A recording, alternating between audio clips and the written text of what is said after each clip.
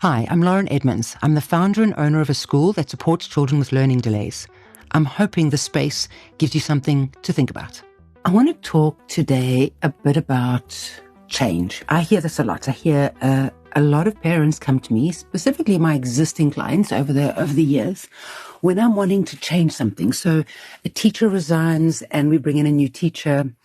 We move an extramural to another day, or another company's coming in. Anything that we do that requires something different to be happening, it's invariably the parents who come to me and talk to me about how their child doesn't respond well to change. And I agree.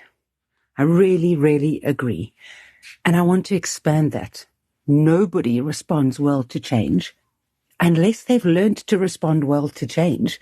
And even then, change is hard. We know this for a fact. We know it research-wise. We know it is true for adults. We know it is true for children. We know it is true for everybody. Our brains like things to remain simple, and we like them to remain the same. And that's why kicking habits is hard. That's why moving house is hard.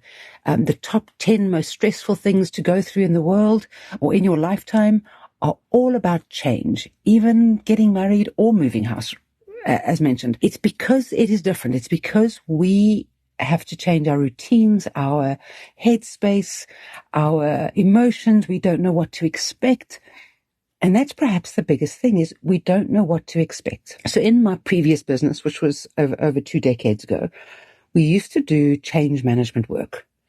And it's not something I come across now at all, but we used to call it, one of the components, one of the aspects that we used to deal with and use to our advantage was this idea of islands of certainty. And I don't know where the phrase comes from, and I can't find it online, so I can't even reference this. But the term referred to when we want people to change, one of the first things we need to do is tell them what's not going to change, what's going to stay the same. Because that gives you these islands, these places, these thoughts of, okay, not everything will change. This will remain the same. And sometimes it's very obvious things. So when we're moving a child from one school to the next, there's huge changes. Different waking up times, different teacher, different friends, different class, different uniforms. So much is different. And you know what remains the same? I'm still going to be your mom. And this is still your bed. And your duvet, and your dog, and your dad, and the breakfast we have in the morning, and the car we drive to school in. And all of those things are going to remain the same. And then our brain gets this idea of, okay, I've got safe places or safe islands where I can feel certain. That's really, really important. So the movement from one space to another, from one idea to the next. So if you are trying to change your weight, your style, your approach to something, you're going to bounce back to where you were before if you don't create an authentic and robust change process for yourself. And one of the places to start is what will stay the same. The second thing to talk about is, where are we going? So if you get asked to get in a car, you're going on holiday, and nobody tells you where you're going, there's going to be huge amounts of uncertainty. You don't know how long it's going to take. You don't know what to pack weather-wise.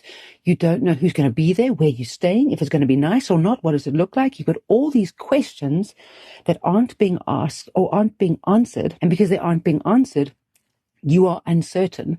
And uncertainty is where the difficulty of change comes in. So the more questions we answer and the more of a picture we give, even when the questions aren't being asked, the more certain we can become of where we're going, where we're going to land up. And then the third component, so it's islands of what will stay the same. Where are we going? What can you anticipate in terms of the journey and where we'll get there? When you get there, what will it be like? And then the third thing is, and what will your skills be? What will you be asked to do? And are you strong enough to cope with it? And will I be there to help you? So those three components are the crux of managing change. And we can absolutely say that children on the autism spectrum or with ADHD or cognitive delays, those children seem to struggle harder with change. And I want to suggest to you that perhaps it's because when we engage with them, they perhaps aren't fully engaged with us. We might not be meeting them at the level that they're at. They might need you to go through the change idea multiple times. And I mean tens and tens and tens of times, if not hundreds of times, to help them to process what is going to happen. And when they know and they can anticipate, and then things start happening, and then you can start linking reality to what you spoke about. So you can say, remember, I told you we would take a different route. Look, we're taking a different route. Now we can be certain about that. And remember, I told you that when we get to school, there will be this particular teacher. Remember, I showed you a picture of her, and you see her. Now you can be certain of that. So you walk children through the process from one step to the next. There was a concept in Gestalt psychology where we talk about current reality and vision. And it's two places in your mind, where you are now and where you want to go. And the one that wins out, the one where you land, you either flick back to where you are now and you never get to your goal, or you get propelled forward to your goal.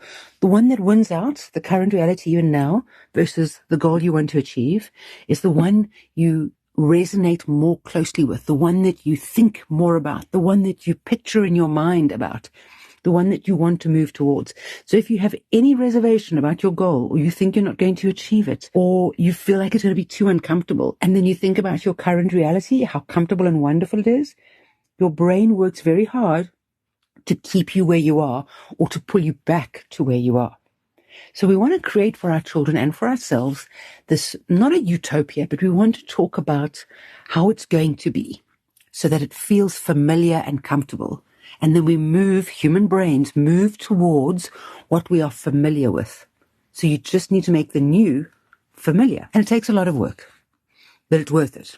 Because you know what's harder than all of that work? Is a child that refuses to do what you want them to do, refuses to stay at the new school, sabotages their learning and their marks because they hate so much being at the new school. And it possibly could have been averted if you'd worked on this change management process. Create a vision, understand there's going to be anticipation, talk about what it's going to look like, even show photographs. Even get the new teacher to do a video. I've done a couple of those before. They work beautifully. So when the child arrives, it feels like they know you already, or they know the teacher already, or they've seen the parking lot, drive past the school. This is your school you're going to be going to. Look at all the children in the uniform. Let's go buy your new uniform. What does it feel like? That's what you're going to wear. What are we going to pack for lunch? And then when you get to that day, you pack that for lunch so that it's already known. It's not unknown. We are all afraid of the unknown. So if you can make the unknown known, you can make change really easier on you and far easier on your child. I think it's really important to understand the work that goes into managing change for your child. And it's something you can do for yourself as well. When you've got something coming up that you don't really want to do, it's this big change, how can you position your brain to be able to move into the new circumstance, the new environment more easily, makes it easier for you?